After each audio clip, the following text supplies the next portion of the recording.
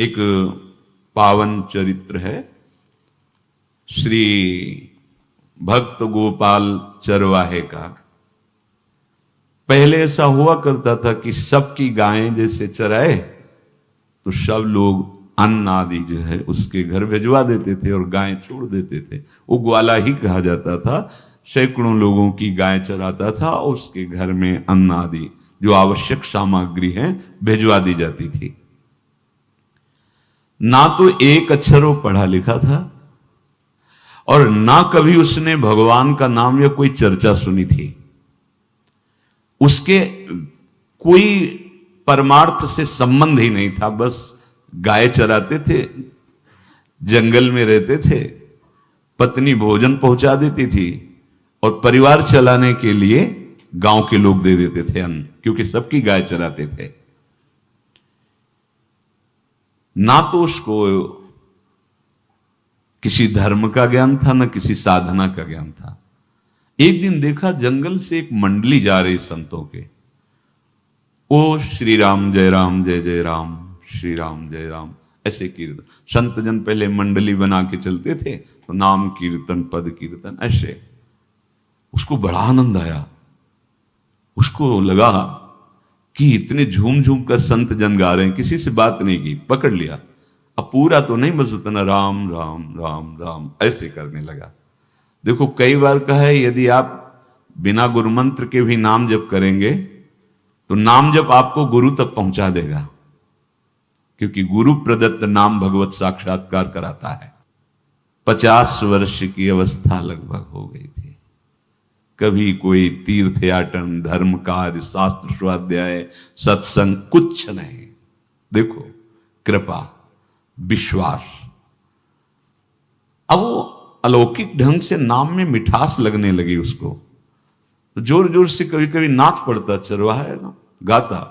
तो और जो लोग थे उसका उपहास करते, अरे नरक में भी ठौर नहीं मिलेगी, जिंदगी में कुछ पुण्य नहीं किया। ये ऐसे लोग बहुत उपहास करने वाले, ऐसे करने से क्या मिलेगा, नाम से कुछ हो जाएगा। उसने कहा हमने तो कभी सोचा ही नहीं कि कुछ होगा, हम तो ऐसे ही गा रहे हैं। पर ये लोग उपहास कर रहे हैं, क्या गलत है क्या ऐसा गाना? जब तक दृढ़ ज्ञान नहीं होता तब तक माया फिसला सकती है। उसने कहा कि हम किसी लाभ के लिए, बैकुंठ जाने के लिए या कोई लाभ के लिए नहीं जपते, हमें तो अच्छा लगा, वो गा रहे थे संत जन तो हम गाने लगे। क्या सही में आप लोग समझते हैं कि ये गलत है? उनका तुम मूर्ख हो, तुम्हारी क्या समझ में आए? और उपहास करते उसका। उसके मन में एक बात आई, कोई ये प्रमाण दे दे मुझे कि ये जो मैं संतों के मुख से सुना नाम, ये परम सत्य है, ये परम सुखकारी है, और इससे क्या वैकुंठ मिल जाएगा? कोई तो मिले मुझे। और जब किसी के हृदय में ऐसी आकांक्षा होती है तो वही मिल जाते हैं जो सबके हृदय की जानते हैं। एक दिन उसने देखा जब लोग दिल्ली की हंसी मजाक कर रहे थे, उसी समय एक लंगोटी पहने हुए, हाथ में कमंडल और दंड धारण किए हुए कोई वीतराग परमहंस दौड़ा, चरणों में गिर गया। महाराज महाराज, बस एक बात आप बता दीजिए, जो हम राम राम कह रहे हैं, ये लोग उपहास करते हैं, क्या इससे हमारा कल्याण हो जाएगा, वैकुंठ मिल जाएगा? तो उन्होंने कहा बेटा ये बहुत मंगलमय भगवान का नाम है, पर हमें लगता है कि तुम्हें गुरुदेव की आवश्यकता है। यदि तुम गुरु कृपा पात्र बन जाओ तो इन उपहास करने वालों की बातें तुम्हारे मन में नहीं लगेंगी और निश्चित तुम्हें भगवत साक्षात्कार हो जाएगा। तो पैर पकड़ लिया और कहा महाराज आप ही गुरु बन जाओ ना हमारे, आप ही हमें मंत्र दे दो। तो उन्होंने कहा हम तो तीर्थ यात्रा में हैं, ऐसा हम नहीं कर सकते, पर यदि तुम भगवान से प्रार्थना करोगे तो तुम्हारे कल्याण के लिए सदगुरु प्राप्त हो जाएगा। इसलिए जैसे कोई पूछते हैं किसको सदगुरु बनाऊं, तुम कहते किसी को नहीं, पहले भगवान को मानो, श्री हरि को, जगत गुरु श्री कृष्ण को, फिर उनसे प्रार्थना करो कि यदि आप आवश्यक समझते हो कि सदगुरु के रूप में आप आकर के हमारा कल्याण करेंगे तो मुझे पहुंचा दो। या आप स्वयं आ जाओ। मैं नहीं खोज कर पाऊंगा, मेरी वो दृष्टि नहीं है कि मैं किसी महापुरुष को पहचान सकूं। मैं तुमसे सत्य कहता हूं, सदगुरु की जो शरण में हो गया तो उसके जीवन नौका की डांट सदगुरु अपने हाथ में ले लेते हैं। फिर उसको कोई भय, कोई उपहास, कोई लज्जा नहीं सताती। वो सुख पूर्वक इस दुखद अपार संसार समुद्र से पार हो जाता है। पर बेटा, तेरे ऊपर भगवान की बड़ी कृपा है, क्योंकि तू संतों को मानता है। तू मेरी बात पर विश्वास कर ले, अंदर से तू एकांत में रो, तुझे सदगुरु मिल जाएंगे। अब ऐसा कहकर वो अपने राह में चले तीर्थ यात्रा के लिए। अब वो खोजता, एकांत में बैठकर देखता, कभी कभी वो पेड़ पे चढ़ जाता कि कोई संत तो नहीं आ रहे हैं। अब उसके लिए वहां भोजन पहुंच जाता, पाता, गाय देखता और बस खोज करता कि सदगुरु आ जाए, सदगुरु आ जाए। बहुत समय व्यतीत हुआ, पर उसका विश्वास नहीं टूटा कि संत ने कहा था कि तुम भावना करो कि सदगुरु आ जाएंगे। भगवान सदगुरु बन करके आ गए। वही है सदगुरु। देखा सामने से बड़े तेजस्वी महात्मा बड़े तीव्र गति से आ रहे हैं। वो दौड़ा, गुरुदेव गुरुदेव, चरणों में लौट गया। चरणों में जे ही गिरा तो एक बिजली सी दौड़ी उसके हृदय में। अब बात बन गई, गुरु मिल गए। वो खड़े हो गए। देखते ही सात्विक भाव उत्पन्न हो रहा है, आंसू निकलने लगे।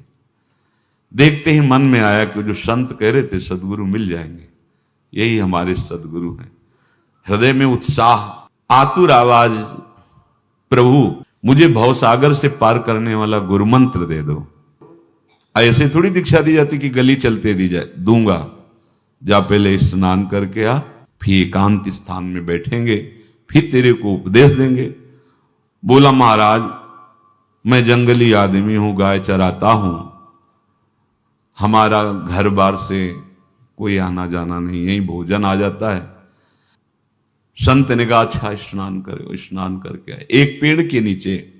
भाई मैं तुझे कुछ नियम दूंगा, कुछ शर्त। तो अब महाराज गंवार आदमी है, ना हम आपका कोई नियम पालन कर पाएंगे, ना कोई व्रत पालन कर पाएंगे, ना कोई साधना कर पाएंगे। आप देख लो हमारी हालत। 50 साल का हूं, पढ़ा लिखा बिल्कुल नहीं, कोई धर्म कर्म नहीं जानता, गाय चराता हूं। मुझसे बहुत बातें नहीं सदेंगी। अगर एक कोई बात बता दो तो प्रण करता हूं जिंदगी में प्राण त्याग सकता हूं, पर एक बात, कोई एक नियम कोई दे दो।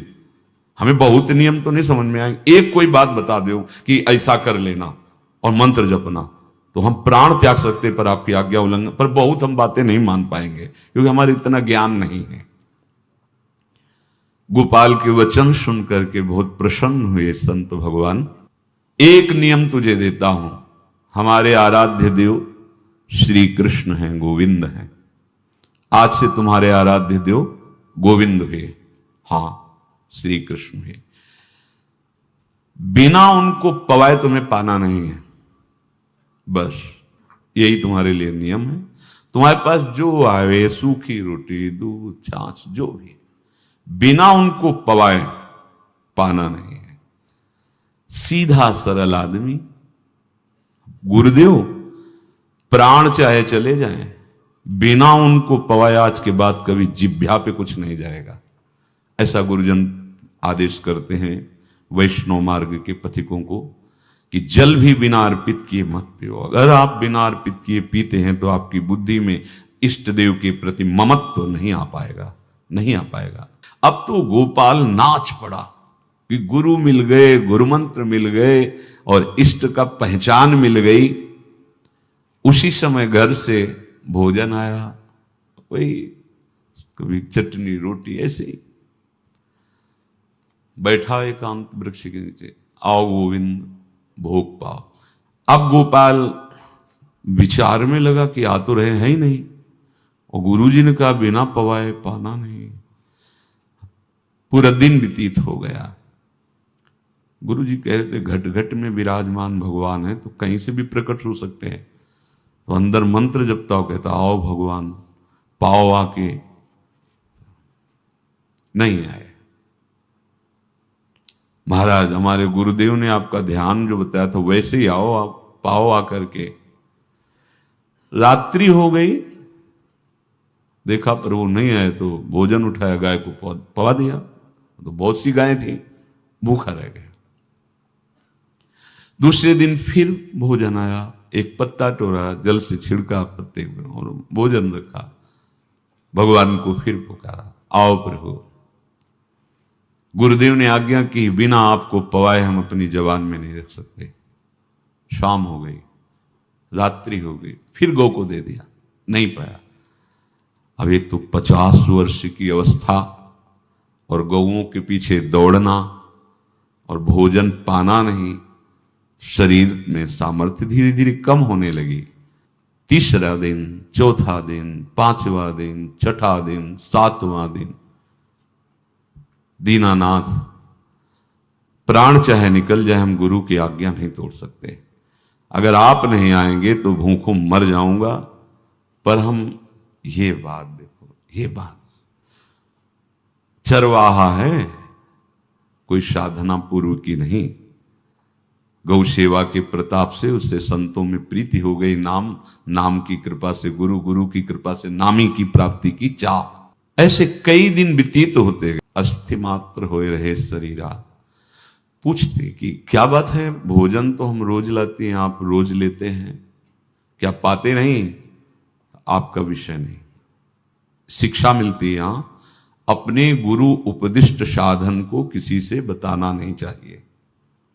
गुरु उपदिष्ट साधन जब तक सिद्धावस्था ना पहुंच जाए तब तक गुप्त रखा जाता है। जो जैसे आप सत्संग सुन रहे हो, इसमें कोई वचन आपको लगा, पकड़ लिया, अब वो जीवन में तभी बोलना जब उसका प्रभाव हमारे जीवन में आ जाए। नहीं ऐसे नहीं बोलना, नहीं तो निकल जाएगा। और अगर रोक लिया तो मंथन करेगा अंदर और आपको उसमें स्थित कर देगा।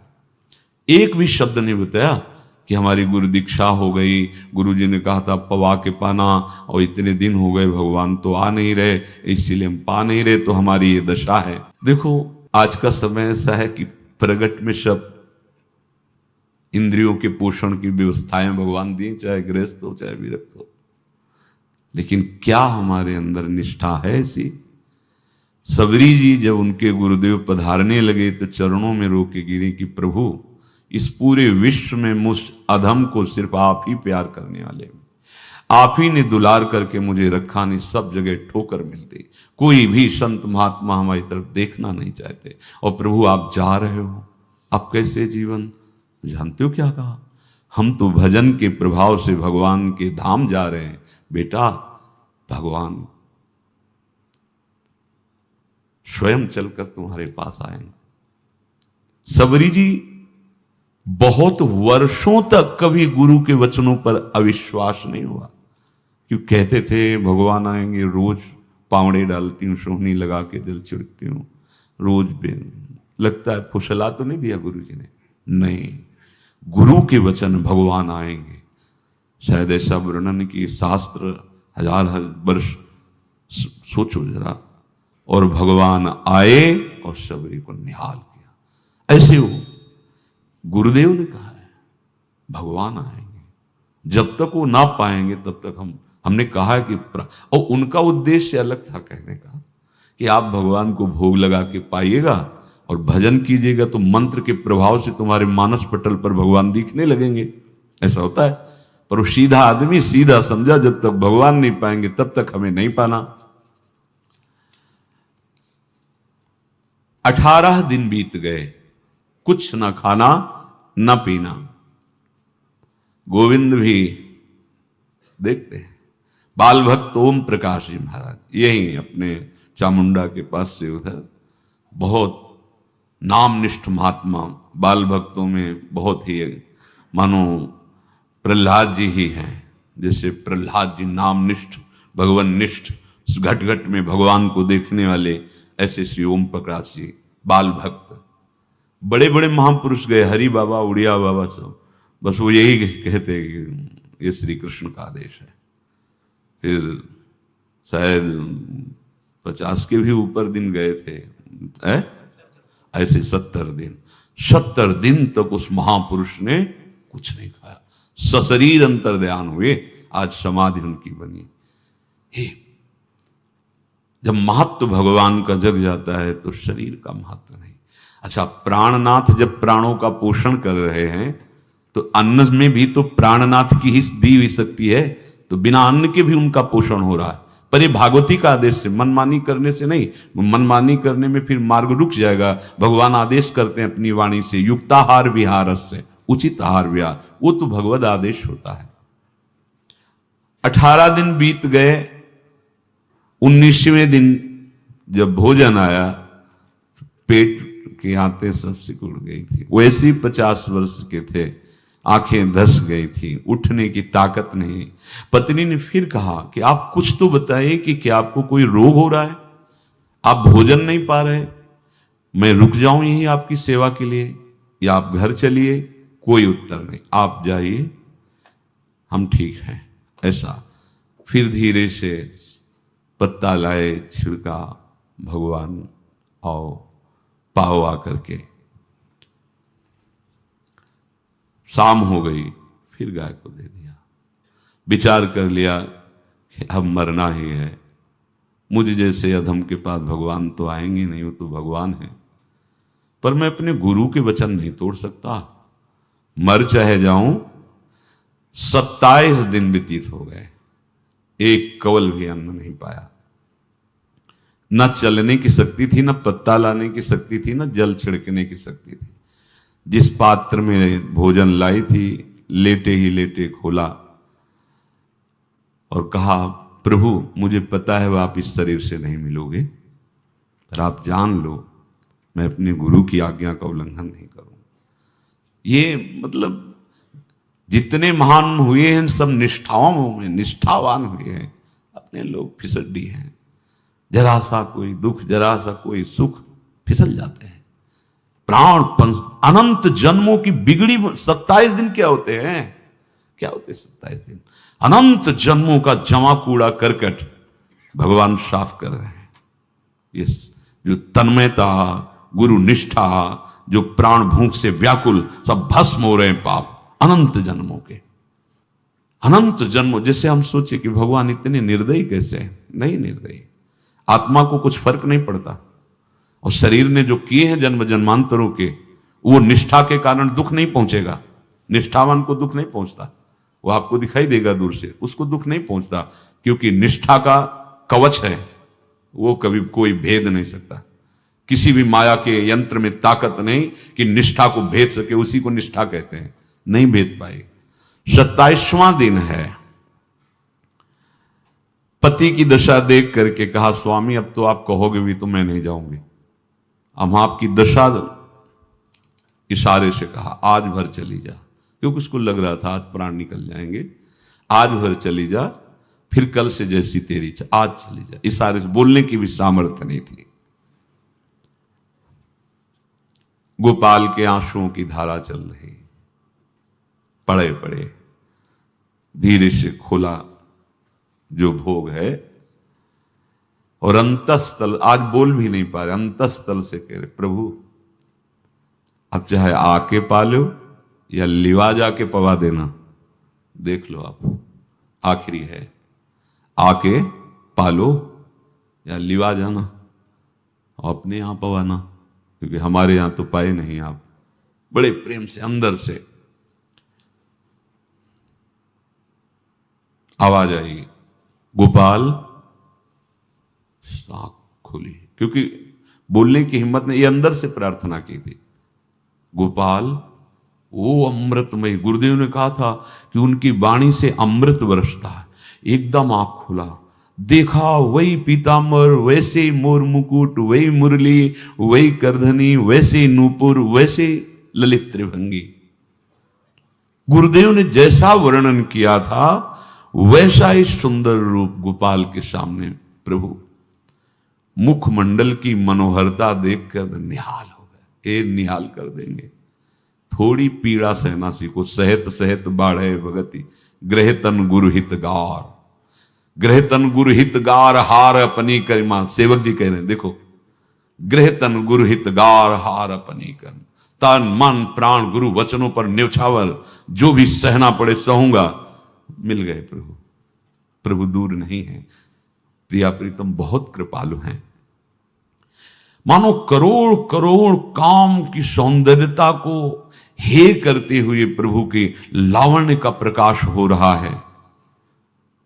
मनहारिणी मुरली, जैसे कहा था अधरों में वैसे अधरों में विराजमान। अच्छा, खास बात ये, ना कोई गाय देख पा रहे, नहीं कोई और चरवाहा देख पा रहा है। ये भगवान को, जैसे इस सभा में किसी से बात करें भगवान, किसी से मिले तो पास बैठा व्यक्ति भी नहीं देख पाएगा, ना जान पाएगा, क्योंकि प्राकृतिक इंद्रियां, प्राकृतिक शरीर, और वो चिदानंद में, वो तो जिसको दर्शन देंगे तो पहले दृष्टि प्रदान करते हैं। भगवान जिससे मिलते हैं पहले दृष्टि प्रदान करते हैं, तो गुरु रूप से दृष्टि प्रदान। ये जो अंतर में पुकारा ना, वो अंतर दृष्टि खुल गई, सामने देखा। इतना सुंदर विश्व मोहिनी भगवान श्री हरि का ललित त्रिभंगी रूप कि गोपाल की आंखें नहीं टिकी। इतना सुंदर रूप, आंखें भगवान के तेज के आगे बंद हो गई। जो भी बंद हुई तो देखा मानस पटल पर वैसे ही ललित त्रिभंगी। फिर खोला, देखा सामने भगवान मुस्कुराए, सामर्थ्य प्रदान की। देखो अर्जुन के साथ ही तो खेलते हैं भगवान सखा भाव से, रथाक रहे हैं, लेकिन भगवान का विराट स्वरूप देखने की सामर्थ्य अर्जुन में थी क्या? दिव्य दृष्टि प्रदान की। फिर भी कांप रहे थे अर्जुन जी भगवान की दिव्य दृष्टि संपन्न नेत्रों से उस विराट महिमा को देखकर कांप रहे थे अर्जुन। ये तो माधुर्य रूप प्रभु का है। उसने मानो इशारा किया प्रभु को कि हमारी सामर्थ्य में मैं शकील कर आ जाऊं, नजदीक आप आ जाओ। आ गए, अपना माथा प्रभु के चरणों में रखा, आंसुओं से भगवान के चरणों का प्रक्षालन कर रहा है।